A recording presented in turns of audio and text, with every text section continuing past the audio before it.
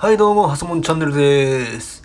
さて、今回は前回も使ったミニ焚き火台テトラヘキサと100均で購入した網を使ってサザエを焼いていきたいと思います。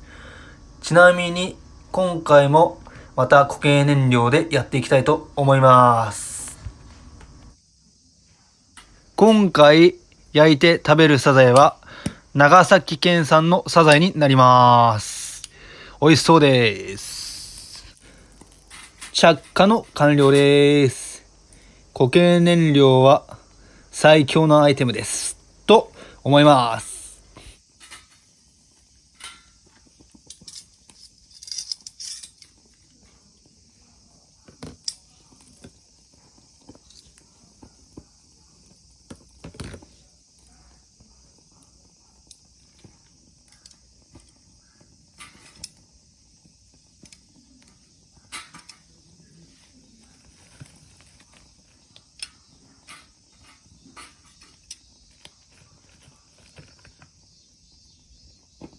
今回は小さめのサザエを使用するので2つ乗せて焼いていきます。